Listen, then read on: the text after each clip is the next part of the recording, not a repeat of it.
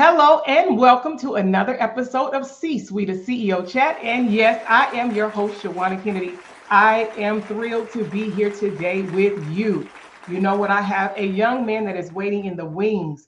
He is an award-winning musician.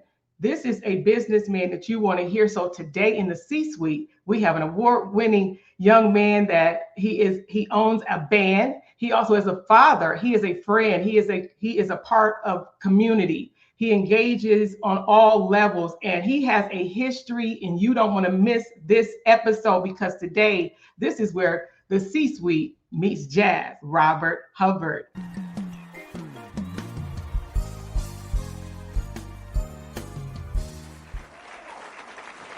Hey. Hey, how are you? Good. Welcome to the C-Suite. I am super excited. I'm thrilled to have you today because you being a musician, a lot of times people who are not in the business, they just think it's all fun. And then they usually, of course, typically see people, whether they're in church or, if you hang out, you see that. But then you have to think about the back end, which is the business portion of the music business, which I know doing some recording myself, it can be scary. It can be scary. So having this conversation with you today it's needed. It's needed to be able to touch people because I know you do a lot. You have been on billboards. Let's just say that. Look at him. This guy is on billboards, y'all. He is on billboards, and it's fun to have known you as you have grown, going from changing the name from Moments Notice to now Hubb's Groove, and you're still growing, you're still scaling. So I want to even know, let's just get into it. What even got you started? We already know the love of your dad, the great, great Mr. Hubbard himself, and then your family all being in music. But what did it for you of all the things? Because you have siblings that sing, right? You have siblings that play other instruments. What did it for you? Well, if I go back, just being in church, I love rhythm. I love the beat of the drum. So I fell in love with that from what my mom and dad shared with me. Very little pots and pans, tearing off the fans, making them drumsticks, the little wood sticks, get her wood spoons, whatever. And I just fell in love playing drums, beating on that. And then I went to the bongos. And then, of course, my other brother, Rod, who's my younger brother, he was playing some drums. We both was playing bongos, and then waiting on an opening for some drums to open up. And then my dad's group opened up, a drum spot came.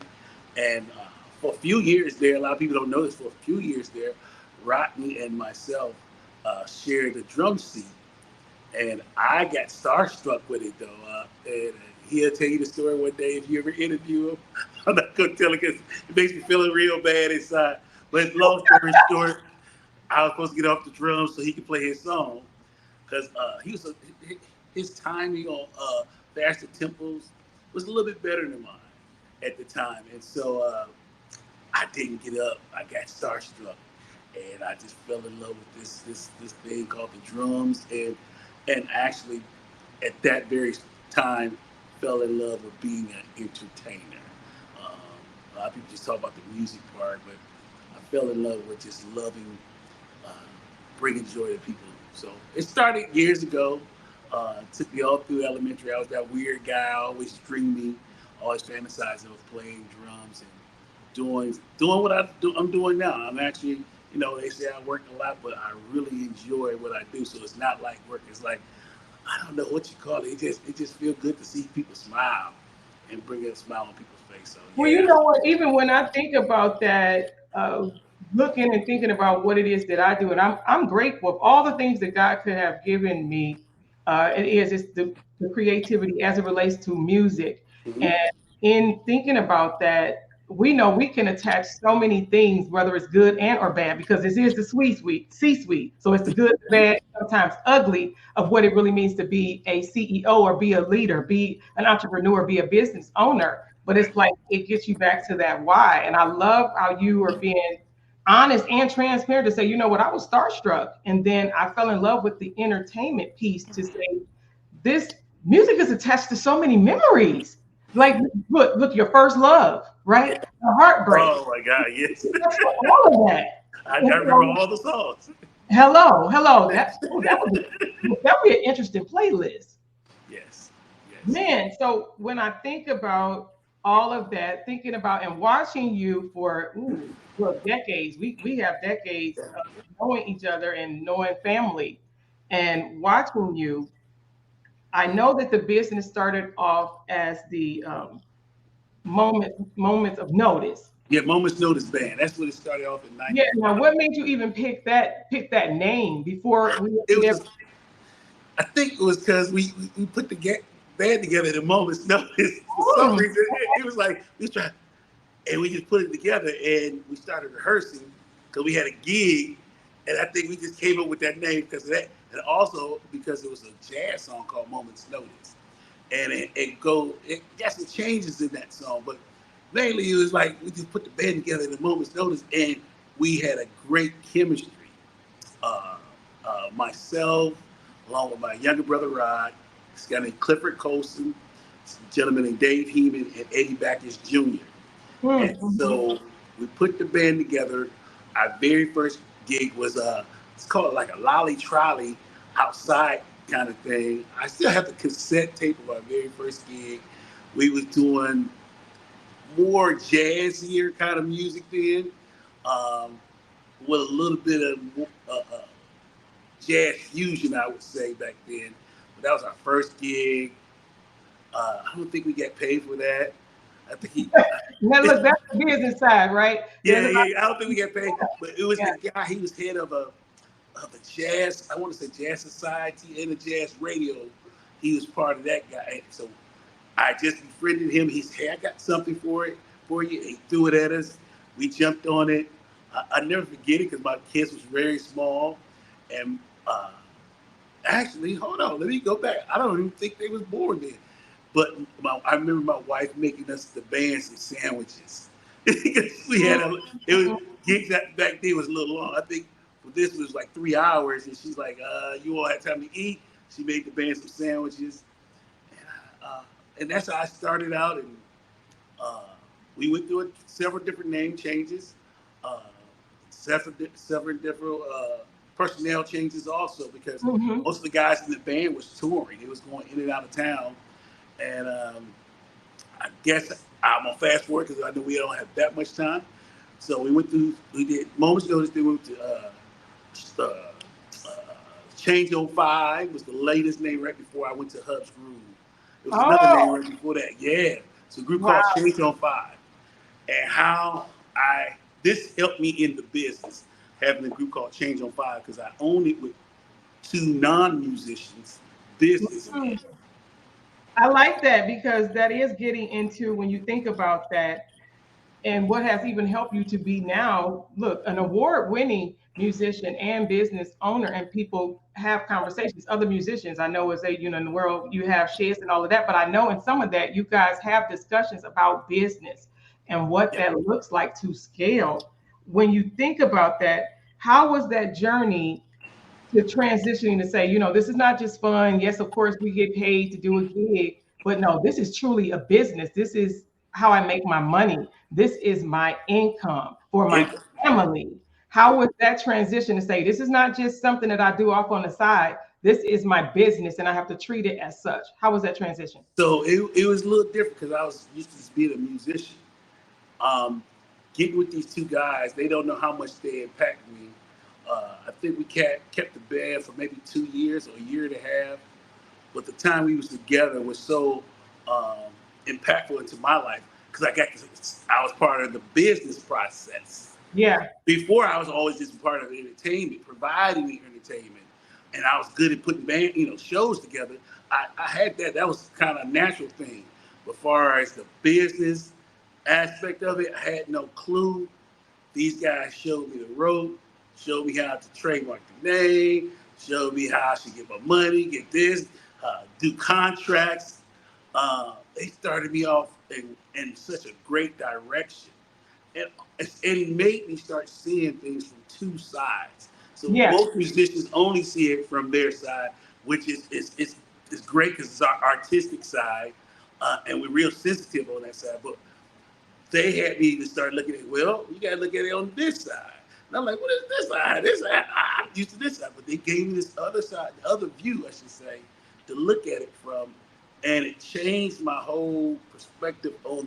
Then I started understanding the word music business. Before I heard it, I just like, oh yeah, they treat us wrong. They treat us wrong. That's all. We got to protect ourselves. But then once I did that, I started understanding the music business thing and really understanding what I had to offer and what my worth also. It opened up a lot. Just these two gentlemen. I tell them every time I see them, it kind of ended not so good, but we got our friendship back together, and I let them know Clubhouse. I really appreciate it. What the seed they planted and what they see I'm doing now is because of them. That is great. And I love that. And remembering the things, even the not so comfortable things about our growth, it's good to sometimes look back. You don't have to go back. You don't have to be stuck, but to be able to go back. Those things are needed. One, so we can even see how far we've come. Like you just said, when you're looking at the man that you are, the businessman that you are now, you do attribute it to these two gentlemen that helped you with the part of the business that so many people, I say, it's so many people that we will never hear their works because of the intricacies, sometimes not so good as it relates to the music business. And how do you bring that into your strategies with your management, right, and your leadership? Because now you have both. You know what it's like to say, I'm an entertainer. This is what I do. Thank you, God, that of course I make my income from this, right? We know God, of course, but He makes us resourceful. And through that is your talent and playing drums. But now you're a businessman, you're a leader. How do you work those strategies into helping the other musicians that you work with and helping them to say, hey, this is not just a gig. What else can you do with what you're doing? How did that work for you? So what I found out, some people just going to want to be musicians. They don't want to have that burden, I should say, and not a bad burden of being a business musician. Because once they try it and see in these shoes, they be like, oh my goodness, Yeah. I got to deal with all these different personalities, all these different schedules. Um, my thing is now, anybody who comes in my band, I'm trying to push them. I'm trying to grow. I'm trying to even show them how to look at both sides. Because they're even coming in, well, they seem like, you doing this. I said, well, why don't you try? You put the show together. You book the venue, work out, negotiate the price, and see how you feel. And tell me how that goes for you. And make sure you tell me how, I'm going to tell you how much I need and see if that works for you. And see if you can make it happen. For example, I'm they might not say it in Cleveland, but I'm the reason why the gigs are shorter and straight to the point. We switched it from doing 4-hour gigs to 3-hour gigs, and now you think it's easy to do, and I wanted them to experience this. But I noticed that some people just rather be musicians, and some of them will take on the challenge of trying to be that businessman / musician. But it is a challenge because once they start going out trying to book a gig, book the venue, negotiate the price and the time, and get all the different personalities of the band together on the same page, they like, nah, man, you just do it. We good. I had one guy, he's the leader of a major church now, but at one point he was booking on the side because he's like, man, you make more money than us. When I said, yeah, I booked the gig. That's why I make more money. I'm the one to go book the gig. That takes time, my time, and then I had to. And he started doing. He said, "Oh, I get a booking fee." I said, "You sure do." I mean, he did about 2 or 3 times. He's like, "Nah, I'm good." He said, "This is too much stress because now you got to worry, like I said, all those different persons, making sure everybody show up on time, making sure you get information out to everybody."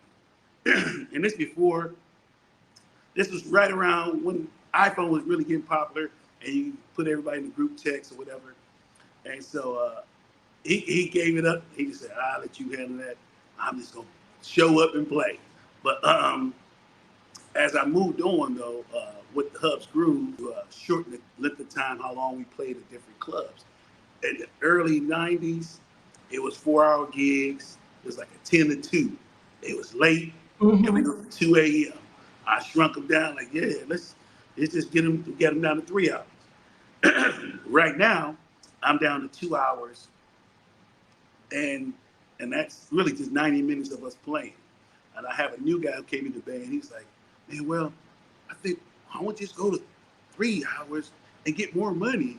I said, time is worth. See, people don't understand my time now. I'm older. Yes, Worth way more than that money. Talk about that time as a business owner, because right, if they're younger, they're coming in, they're like, no, if we do this, we can get double the money, but you cannot replace your time. So as a business owner, talk about that time. We're talking about musicians, right? Musicians and other people that is in and around that type, whether you sing, because in a band you have singers. That affects all of those people. It's so many, like you said, it's so many different levels to this, right? It's levels to this, not just skill in the business, but it's levels to this. Managing those personalities, being able to manage the schedules, and people understanding when you go to carving out the pieces of the pie of the business, you make people be able to understand and see this is why. It make sense, right? Really, dollars and cents. Make it make sense where they see, and then I love how you allow them to have the opportunity. If you could think you could do it better, let me see you do it, because maybe you could show me something that I just don't know. But I'm always open for that. Yeah, I need to give you young folks, TikTok, it controls the world. I heard on TikTok, like, okay, all right, well, and now, not the TikTok. Sometimes TikTok has a better something for you to try out, and that might work better. But all the stuff I've been doing been working for me. I just had a young lady who has a baby, and she was saying, well, my sister in another group, and she makes such and such and such and such and such. I said, I guarantee you, she's there way longer than what we are. I said, you're getting here and you'll sing maybe 3 or 4 songs and go home with this amount. No, it's not that amount, but you're at home by the time she get home, you've been home with your child and you're going to sleep and she's still working. I said, and you made a decent pay for the day. I had to guess. Y'all got to quit looking at everybody like to look at the big dollar. I said, man, I need that time. And I wish I had this knowledge when my kids was younger.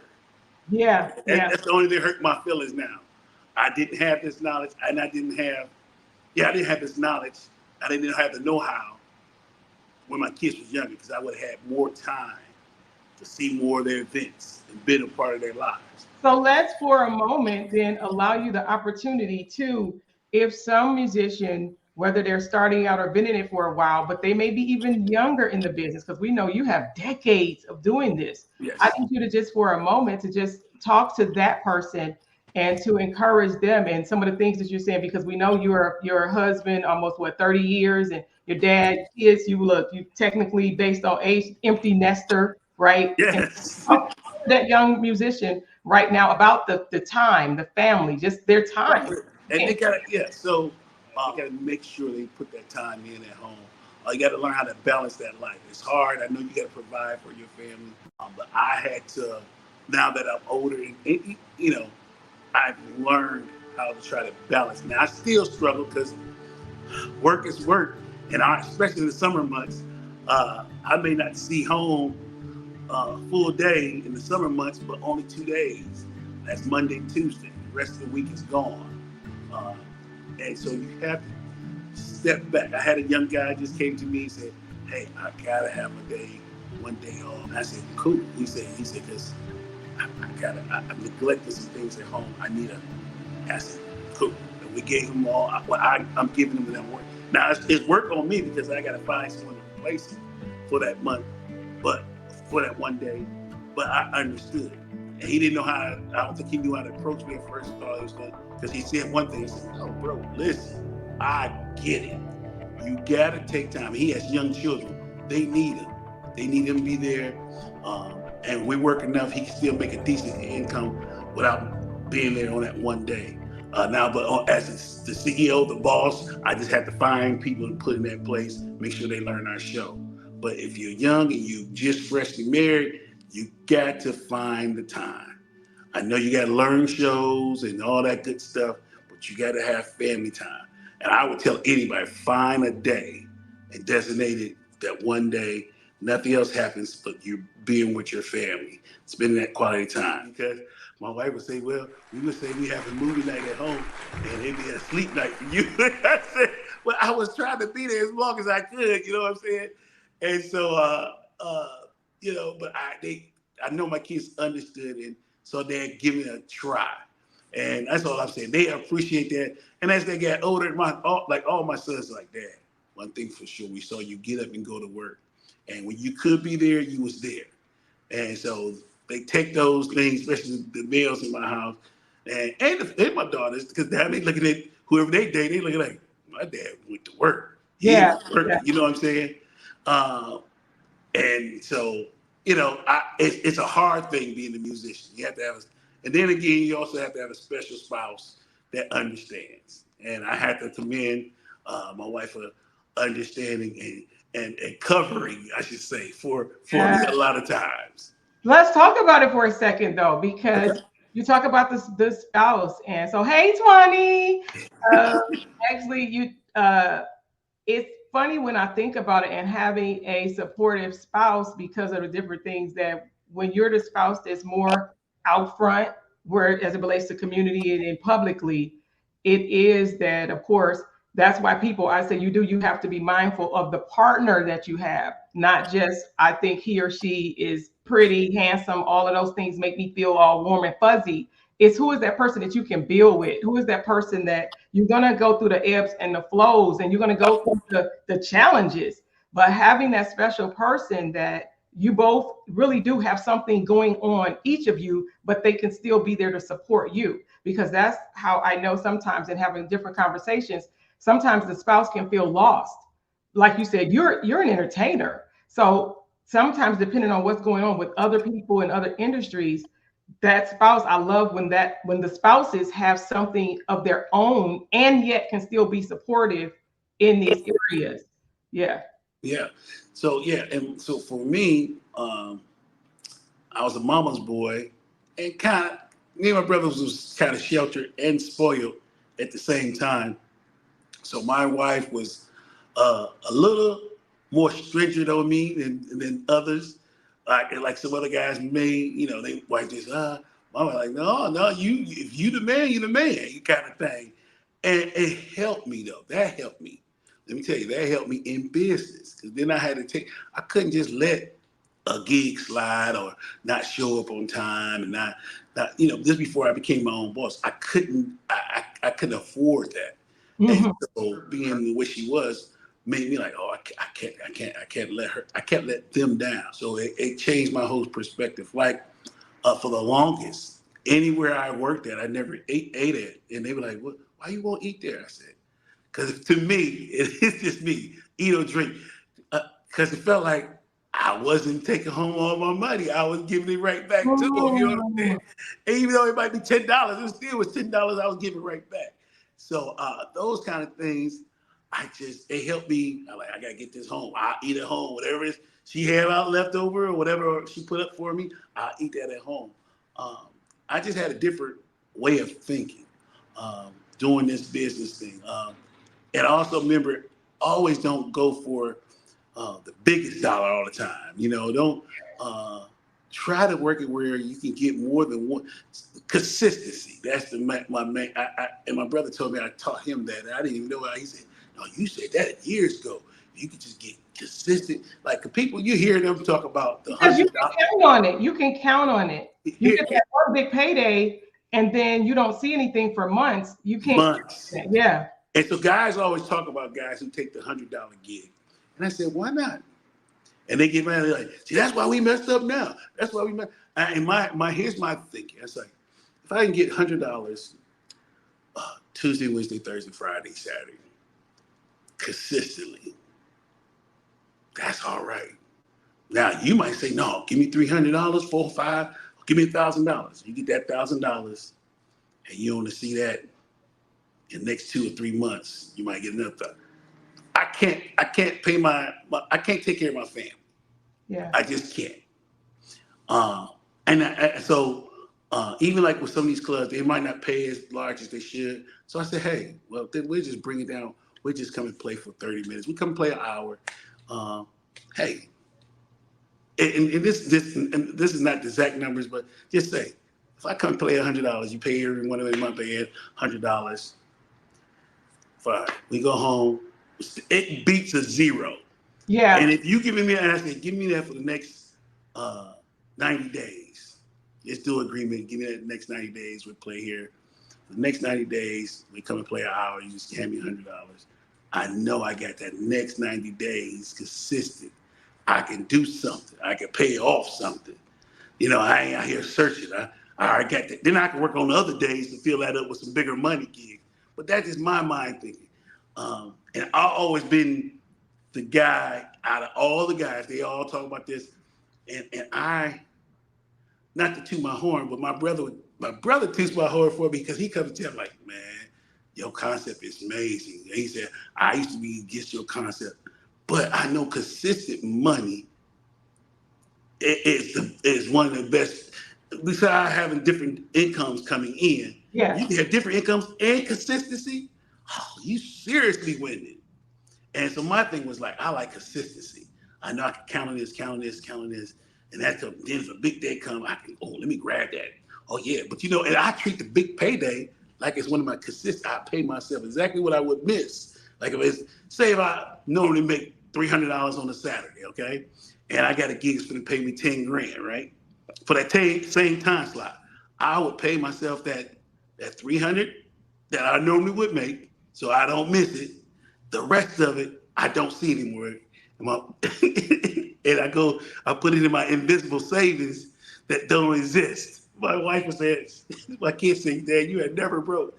I'm broke. Dad, you're never broke. We know you're never broke. Because any kind of money, my dad drilled in me that rainy day money. And you only will understand it when you have that rainy day and have no money. Well, that's about when you think about being CEO, being the head, right? Being the boss, what making the decisions. It's the good and the bad. And with you having that thought and those things that were drilled into you from being young, from your dad, your parents, and how all of that stuff worked, it's the things that have been working for you right now. When you had the days of the COVID, right? Things like that, when everything shut down, is then you saying, I do have something that can sustain me until things open back up, before you were able to do the virtual sessions, right? Do the Right. virtual sessions and things like that. So those are acumens and those are strategies and things that help people. So I hope you guys are looking and listening at this musician who has been in it for over 3 decades. He's been in it for over 3 decades. He's been all over the world. He has played with some of the who's who. His resume is extensive. He has prestigious accolades to his resume. So I'm excited. I'm glad to even know you, be able to call you friend, be able to call you brother, all of those juicy things that, looking and watching, because it's nice to be able to see somebody actually making it. But even through the tough times, you still having a creative edge and keeping a competitive edge. So when we talk about that before we wrap up our time together, talk about your competitive edge, but then we're also going to hit on a little bit being in the position as a CEO. What does sickness look like, right? Because those are those times. I keep younger folks around me. I'm just Mm. keep it real. My youngest member in my band is 30. I think she's 31. So she's a young lady singing. Then my next one is 35. And so they don't know it, but I always pick their brain, and I always talk to my daughters, and they tell me how to try to stay current, and what I should try this and try that, and not be scared to try these different things. Because this new generation, they try anything, man. They be like, and they be winning. You be like, you did what? They're like, he made $1 million off that, yeah. And so I keep them young folks around me. That's one thing, and then I try to stay. I know. So if you go to my early Facebook posts, I was terrible. I'm very terrible at writing sentences. So they gave me Grammarly and started doing stuff to try to make myself look better. Because I know I'm terrible. I can't be good at everything. Everybody's not good at everything. So Well, it's that's what you time. do. You hire your weaknesses. Right. So if you're So I guess I got a Grammarly, then the AI that came out. Now you just yeah, put in there what you needed to say, then it'll rewrite it for you, and you sound like smart person. And then I this past year, my schedule had got too busy. I had to hire my first assistant. Now in the past, my wife did the best she could, but she was juggling her jobs and everything. So I hired somebody part time, and that has helped me tremendously with keeping dates, keeping myself on time, um, and I just try to keep my ear to what's going on. I love it. I love it. And now even I got something. If your dream don't scare you, It's not big enough. it's It's not not. big enough. So It's not big enough. I got some dreams that scare me. So I got to try them and see what happens. I did, till 2010 was my first dream that scared me that I took a chance on, and it changed my life forever. Real quick, I know we got to go, but this is the dream. Go, go, go. So here it was, 2010. Yeah. I talked to a lady at this hotel in Hudson. Let me get to the story how I got there. So I did a gig in East Cleveland at this place called Chester, real nice restaurant. I did it for the radio station. They used my name and said, "How many of you all want to hear Hubb's Groove?" And these people showed up. They paid like $20 or $30 to hear me, but they ate at his restaurant. They came to hear me. And I was like, wow, so y'all come hear me? And so I was like, now I need a place. Now I had played in Akron, had gathered a nice following in Akron, had a decent following in Cleveland. I said, I need something in between. So I saw this hotel. And I rode past the hotel several times from going back from Akron to Cleveland. And so one day after that Chester's gig on a Friday night, I got off there about 11 or 12 o'clock. I drove out to Hudson. There's a hotel for Route 8. I'm saying to the host, now, here's when you got to listen to that small voice. I call it the Holy Spirit. Y'all can call it whatever you want to call it. Small voice said, ride past your house. You can get off at this exit and go home. Ride past, go to Hudson. I'm like, what I'm going to Hudson this late at night for? Go see what they got out there. If they got a facility, a ballroom, what. So they had a little lounge room, nice little lounge room. I go in and sit at the bar. And so the bartender there, so I asked him, I said, how many people to see? 300, 400. You know what?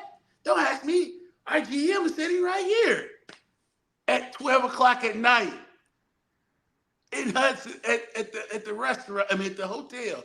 The GM is there. So I go over to her. She had a couple of drinks, so she really couldn't. She said, hey, just call me on Monday. Here's my card.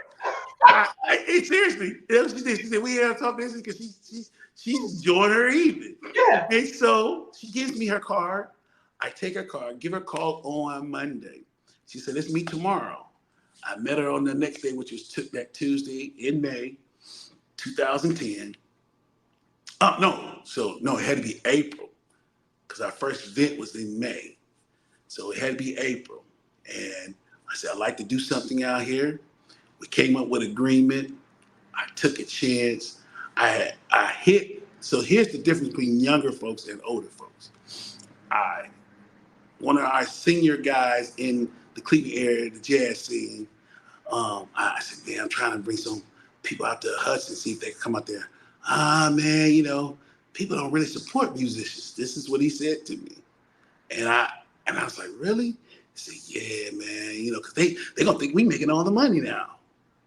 And I'm like, well, yeah, if I'm promoting, I am gonna make the, I was promoting, I ain't got a millimeter, yeah.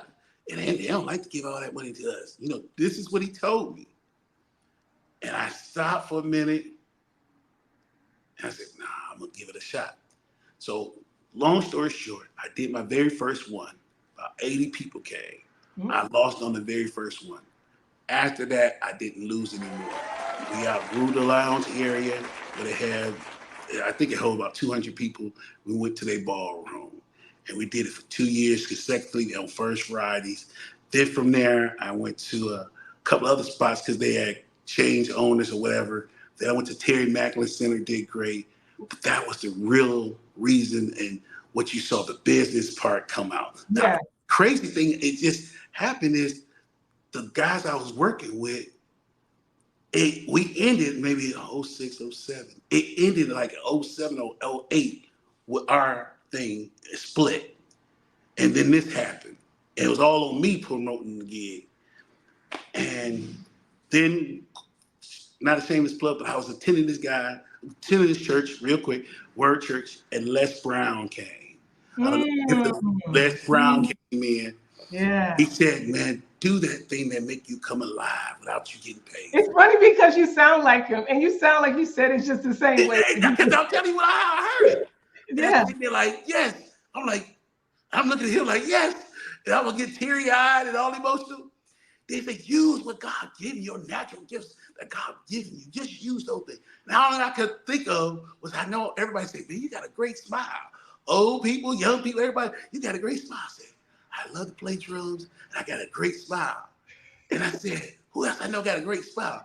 I said, this guy named Wayman Tisdale and Art Blakely has a great smile, and they great names. Everybody seemed to love them. So I started using those things as my tool. And I took a chance on me.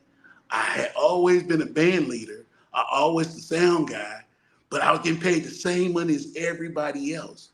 And then once I switched it over to Hubb's Groove, even for years, Hubb's Groove, I was doing the same thing, splitting the money.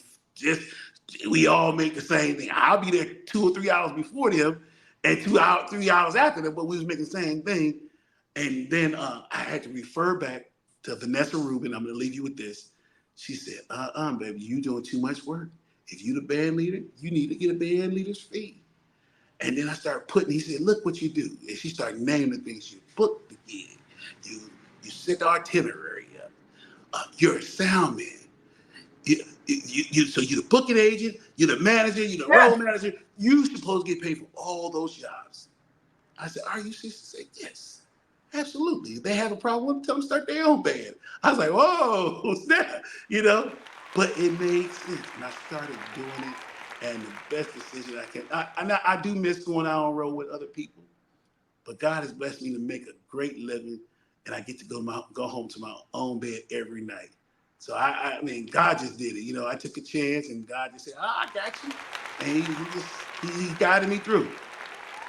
I love that, and it's so true. And I like how you went down the list of when we really break down the jobs that we do, right? Because this is C-suite. When you break down the list of your responsibilities, are we really charging our worth? Or when we set that price, are you setting that price based on the things that you are doing? And that is something that I definitely had to look at in what it is that I get to do. I say I get to do it because God could use anybody. And I really had to look at that, because sometimes when you put a price on it, all people see is a number. They don't really look at all of the other jobs that exist on their own, and then you're doing all of these things. So I love how you brought that part in, because it's important, and it would make people really think about it, because if people want you, they're going to pay. It's like you pay attention to what you're paying into. So that's what makes people pay more attention to you. And I've also heard it too. Sometimes if your fee is too low, then they'll wonder what's wrong, because they know what the standard is. Right. They know if they really allowed their fingers to do the walking, they know for different things that we pay for. And if yours is, I understand about being competitive and all of that and pricing, but sometimes if you're too low, they'll be like, no, something is not right, and I'm not getting a certain value. They attach the value to a price. And we just have to be okay as business owners, entrepreneurs, or if you're thinking about being that, really think about your worth. We understand about doing things, and all things are not about the dollar. It's sometimes about relationship or the bartering as building. But when it comes time, you have to be okay to say the price is the price, and be okay to not accept certain things. I know you have not accepted every gig. Man, listen, I had to learn how to I had to learn, because I used to try to always compromise or lower myself and that's like, listen. So now you have to have a bottom line. Yes. What you'll work for. Yes. It has to make it. As a friend of mine, she always say, it has to make sense. If it don't make sense, I just can't do it. And that's where I am. It has to make sense. And when I say look at the season that we're in, I don't want to put age on it because Right. but when you've been doing a thing for a while, that does come with a certain, like I said, you have an extensive resume, and to those accolades, to that what you're known for in the community, then it is what it is. It's like you said, you had the opportunity to see a Les Brown. We already know he has no problem with telling you how much his speaker fee is. He has no problem. None. None at all. He has no problem with sharing that, but then he also tell you the reason why. And it's because of the opportunity. So thank you. Thank you for those who do support Hubb's Groove, Hubb's Groove, Hubb's Groove. Thank Please. you for the people Yes. that do that. And also, I'll say it. It ain't even shameless. Thank you for the people that support me in the different things that I get to do, because like you mentioned, without even saying or going down that road, sometimes we get to have multiple streams of things that we do. We know the forward facing thing is the business, or in this case, the things that I do for Kennedy Media. However, it's knowing how that works and works in your life, because we want to live while we're living. We don't want to just exist. And so I love how you said that you're living, you're enjoying your life. You go home to your family and you're working that work, and you're grateful, and you're still here. So Yeah. let's talk about real quick before we wrap. What does that look like? Because of all of these things, sometimes, our body, even though we want to go, sometimes our body is like, forget you, I'm shutting down. Talk to us a little bit about what that has been for you during the time as a business owner when you might have neglected your self-care. Yeah. So 2 years, 3 years, going on 3 years now ago, I didn't neglect. I just had I don't know if you know this. You might have noticed. It was on Facebook. I had a cancer scare, and I was diagnosed with prostate cancer. Thank the Lord, I'm going on 2.5 years now, cancer free. But just that, I had to change my eating habits. Mainly my eating habits, and just watch my diet. And then I'm a diabetic, high blood pressure. So all that, as I got older, it hit. So I watch what I eat now, watch what I drink. Now I even push this myself, because I'm a night owl at times, and I have to push myself and make myself go to sleep.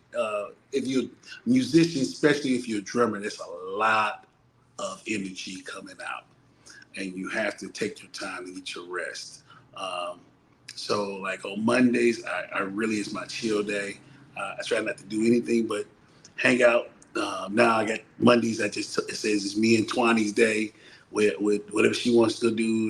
Most of the time she just like to go eat, go see a movie, or if something she wants to see, we'll do that, or we just chill out and grab a bite to eat and just talk for a minute. But that's what I do on Mondays. I had to pick a day just to relax, and in the fall it slows down for me, so I really get a chance to relax. What I'm going to do now, I'm trying to get to see my grandkids before they get back to school. So that's going to be my vacation. I'm just trying to find a day. My assistant admin, I should say, has been doing a great job. She has booked us very thoroughly, and so finding that time has been a little challenging, but that's what I'm trying to do. It just make myself laid back. Now, I want to say this. I did have a brain fog, or whatever they call it. I didn't know they really existed, but I had one for like 2 weeks. And I was like, and when I came out of it, I said, I said, oh, so that's what it was. Because I felt the time it cleared up. I felt like that day is like, I'm like, oh man. And so this is my new thing, trying to investigate what causes that, because I couldn't shake it. And then I had a conversation. It seemed like it cleared up when I had a conversation about something that happened late 90s in Europe when I was on tour. And I got the conversation, and then everything just saying like it opened up. And I was like, I can remember stuff again. And so, it happened so clearly. I felt when it happened, like, so I got to find out what caused it, because it was like I couldn't get past it. So you have to listen to your body. Bottom line is, everybody don't take heed to what their body says. If you don't, it'll shut down on you. So that's where I'm at now. I'm happy to say I'm 54. God has allowed me to see 54 years on this earth. As I said, the double nickel is coming up in 2025. I'm looking for bigger and better things. I'm still dreaming, everybody. Yes, because I still want my own Grammy under my own name. He has did so many things for me under my own name that I thought I had to be with someone else, or I was going to get it with someone else. And he has been showing me over and over, I have blessed you, and you can do all things through Christ who strengthens you. And so, yeah, that's where I'm at.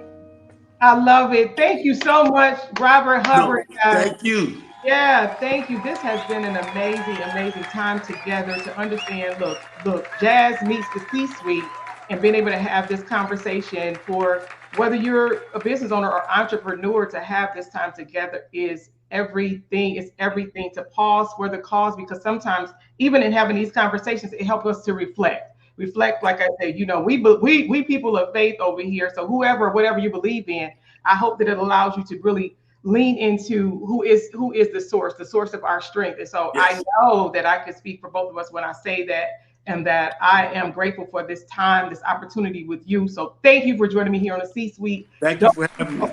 Don't you go anywhere. Let me get them out of here. Thank you so much for joining me on C-Suite. Again, I am Shawanna Kennedy. This has been amazing for me, having this time to talk to a fellow, look, I can call him friend, I can even call him brother, because we have that much history between us. And so, but for you, thank you for being my viewing audience. Thank you for sharing. Thank you for tagging people, because I am who I am because of you, and you're the reason why I do this. So thank you for joining me here on the C-Suite, the good, the bad, and sometimes the ugly of what it means to be a leader, right? We're the leader first of our life. So how are you leading your life? How are you being the chief executive officer in your world? Because it starts with who? It starts with you, because you do need you. You heard what he said. He talked about a number of things throughout his career, the ebbs and flows, but then also with what that looks like as it relates to strategy and even taking care of your health. Also, don't forget, if you have a special loved one, don't forget your loved one, because we need our supporters, and our supporters sometimes are right there in our home, and we can't forget that. So I thank you for supporting me, and I look forward to seeing you on another episode of C-Suite, the CEO Chat. Bye for now. This episode is brought to you by Kennedy Media, your ultimate partner in content creation, video recording, and digital marketing. Be seen, be heard, and increase visibility in your business. Contact us today at KennedyMediaLLC.com, KennedyMediaLLC.com, and unlock your brand's full potential.